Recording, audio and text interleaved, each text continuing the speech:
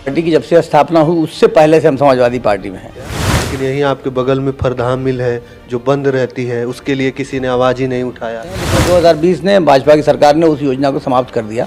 College की भी ज़रूरत है, लेकिन ये इस मिल की भी तो ज़रूरत है। 50 मीटिंग हम लोग सरकार के साथ कर चुके हैं, मगर सरकार ने अभी तक उसका कोई समाधान नहीं किया है।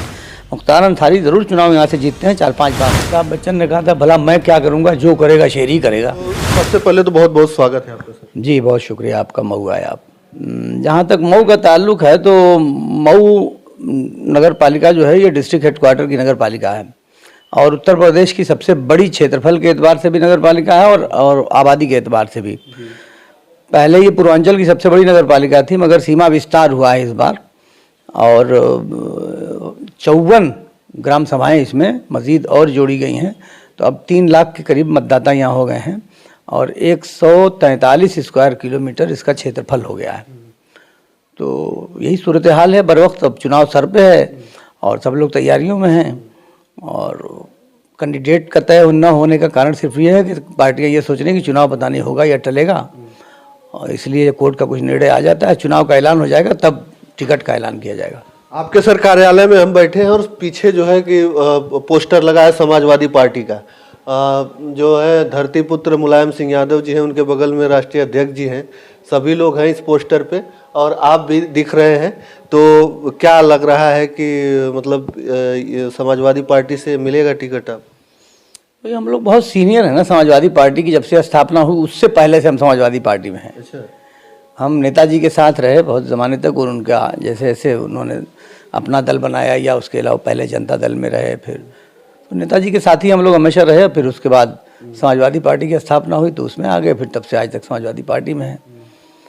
तो मैं उम्मीद करता हूं कि मुझे टिकट मिलना चाहिए। तो क्या मुद्दे आप निकलते होंगे जब गांव में, जब नगर पालिका में, तो क्या मुद्दे दिखते हैं आपको? देखिए अभी तो सबसे बड़ा मुद्दा जो है, आप अगर मऊ नगर पालिका घूमेंगे तो मऊ नगर पालिका में जो सफाई की व्यवस्था है या और जो दूसरे कार्य हैं विकास के, वो दूसरे और शहरों के मुकाबले में आपको यहाँ बेहतर दिखेंगे। तो ये सब 2 मरतबा हम चेयरमैन रहे, हम और पत्नी मिलाकर, तो दोनों मरतबा मिलकर बहुत सब यहाँ व्यवस्था बनाएगी, एक सिस्टम निर्धारित किया गया और उसी हिसाब से यहाँ विकास होता रहा। अब जो सीमा विस्तार हो गया है तो पहले 43 स्क्वायर किलोमीटर में हमारी नगर पालिका थी, अब 87 स्क्वायर किलोमीटर यानी उसके दुगना क्षेत्रफल बढ़ा दिया गया है। तो हमारे सामने सबसे बड़ा चैलेंज ये है कि जो नए क्षेत्र आए हैं, शामिल हुए हैं, उन लोगों को बहुत उम्मीदें हैं कि हम जीतेंगे तो उनके क्षेत्र का विकास करेंगे।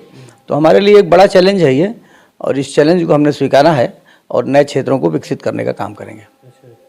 तो आप लोग तो पहले रह चुके हैं, पूर्व में आप रह चुके हैं चेयरमैन, तो यहाँ की सारी स्थितियों के बारे में आपको पता ही होगा जी सब कुछ। और अगर मैं यहाँ के अगर सबसे बड़ा अगर तबका आता है इस पूरे मऊ इलाके में तो बुनकर समाज आता है यहाँ से। तो उनके लिए कुछ आपने? देखिए हम तो खुद ऑलरेडी बुनकर समाज से ही आते हैं, मेरा ताल्लुक भी उसी समाज से है और हमारे वहाँ बुनाई का काम होता भी है। हम लोग मैन्युफैक्चरिंग का काम करते हैं, साड़ी मैन्युफैक्चरिंग। और 2006 में जो बुनकरों के लिए फ्लैट रेट का पासबुक बनाया था समाजवादी पार्टी की सरकार में, वो मेरी ही कोशिशों से बना था। अच्छा। तो बुनकरों के लिए तो जब हम खुद बुनकर हैं तो बुनकरों की लड़ाई तो हमेशा लड़ते रहते हैं, लेकिन 2020 ने भाजपा की सरकार ने उस योजना को समाप्त कर दिया और एक दूसरा सिस्टम लागू कर दिया जिसकी वजह से बुनकर बहुत परेशान है और अभी तक 50 मीटिंग हम लोग सरकार के साथ कर चुके हैं, मगर सरकार ने अभी तक उसका कोई समाधान नहीं किया है। मैं उम्मीद करता हूं कि माननीय मुख्यमंत्री जी जल्दी से बुनकरों का समाधान करेंगे। तमाम सारे जो यहाँ पर पार्टियां आई, जीत के गई, कई चुनाव हुए और कई लोग यहाँ से मुख्यमंत्री भी बन गए, कितना समय बीत गया, लेकिन यहीं आपके बगल में फरधाम मिल है जो बंद रहती है, उसके लिए किसी ने आवाज़ ही नहीं उठाया। और उसमें सबसे जो है बुनकर समाज को सबसे ज़्यादा दिक्कत होती है हमको लगता है। देखिए जब धागा मिल वो चलती थी तो उससे निकलने वाला जो धागा था तो वो यहीं खप जाता था, कुछ बाहर भी जाता था। तो आज भी अगर वो मिल चालू होती तो ज़रूरत के एतबार से जिन धागों की हमको ज़रूरत है, जब तक वो मिल वो धागे नहीं बनाएगी तब तक तो काम बनेगा नहीं।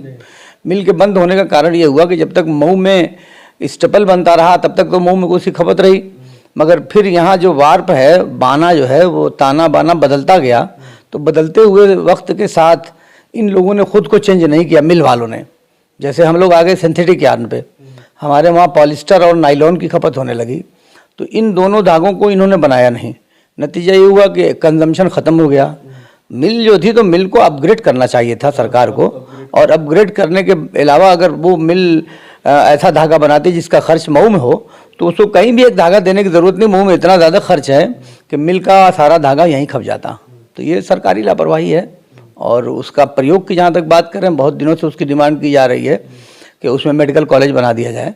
इतनी बड़ी ज़मीन है और मेडिकल कॉलेज बनाने के लिए सरकार ने ऐलान भी किया हुआ है कि सभी ज़िलों में बनाए जाएंगे। तो उस पर प्रोसीजर चल रहा है और मुख्यमंत्री जी ने उसे घोषणा भी की है।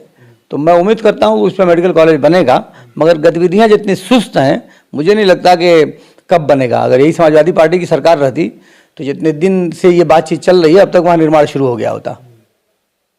नहीं तो समाजवादी की सरकार में भी तो कुछ हुआ नहीं, वो भी तब भी बंद था और अब भी बंद। देखिए मिल का काम तो नहीं हुआ समाजवादी, लेकिन लगता है कि नहीं कि मिल की जरूरत है कि जो है मेडिकल कॉलेज की भी जरूरत है, लेकिन ये इस मिल की भी तो जरूरत है। देखिए मिल को तो अब वो जो मिल है जिस प्रकार की, वो सिर्फ जगह का प्रयोग किया जा सकता है। वो मशीनें तो अब हाँ सब टाइम उनका निकल चुका है, वो मशीनें काम नहीं करेंगी।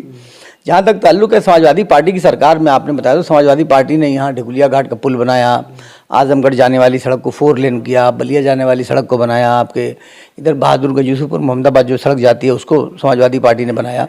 तो समाजवादी पार्टी ने यहाँ 100 बेड का महिला हॉस्पिटल बनाया। समाजवादी पार्टी ने जो हमारा सिविल हॉस्पिटल था उसको बिल्कुल आधुनिक और अपग्रेड किया। घोसी विधानसभा में 100 बेड का एक हॉस्पिटल बनाया। तो समाजवादी पार्टी ने काम तो बहुत किया, इसमें कोई शुबा नहीं है। बीजेपी सरकार जब से आई है तब से एक भी काम मऊ में नहीं हुआ है। अब ये तो मऊ के नेताओं को सोचना चाहिए कि आखिर क्या वजह है कि समाजवादी पार्टी की सरकार थी तो मऊ में काम हो रहा था, और बीजेपी की सरकार आई है तो नारे तो ये बहुत लगा रहे हैं मगर काम कोई नहीं कर रहे हैं। ये कहा जा रहा है बार बार कि यहाँ पर जो है बाहुबलियों का कब्जा रहता है मऊ में, और वही लोग जब भी चुनाव होता है कितना उतार चढ़ाव हो लेकिन जीतते तो वही लोग हैं। नहीं, ऐसा नहीं। घोसी विधानसभा से लड़े थे अब्बास अंसारी, 2017 में वो चुनाव हार गए थे। ऐसा कुछ नहीं है। मुख्तार अंसारी ज़रूर चुनाव यहाँ से जीतते हैं 4-5 बार से। तो वो उनकी जनता में पकड़ है, जनता उनसे प्यार करती है तो वो जीतते हैं। कोई ऐसा थोड़ी ना कि वो अगर माफिया हैं तो वो अपनी माफियागिरी की वजह से जीतते हैं, ऐसा नहीं है। इसी विधानसभा में उनके बेटे लड़े, वो भी जीते। और यहाँ मऊ के लोगों में उनकी वजह से कोई मऊ में दिक्कत नहीं है। अब ये कि वो 17 साल से जेल में हैं तो अब जेल में रहने के बावजूद भी लड़ते रहे चुनाव, हाँ जीतते रहे हैं। ये तो जनता को वोट देना है। जनता कहती है कि काम नहीं होता, फिर भी अगर चुनाव में खड़ा होते हैं तो जीत जाते हैं।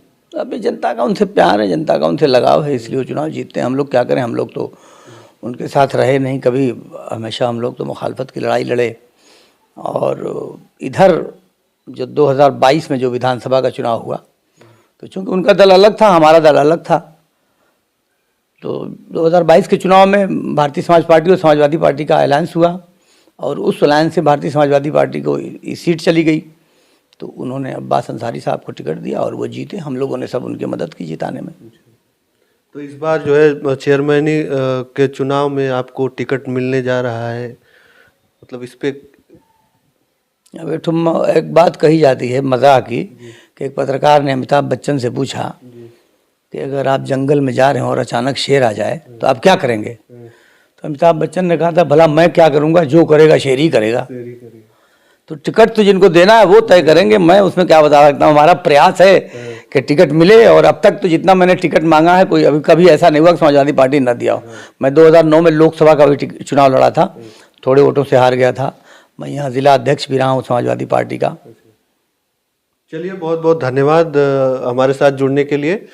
तो इस समय मैं मऊ में हूँ। मऊ जो चुनाव इस समय चल रहा है, चुनाव अभी हो नहीं रहा है, अभी कोर्ट का आदेश आना बाकी है। तो हमारे साथ पूर्व चेयरमैन थे अरशद जमाल जी।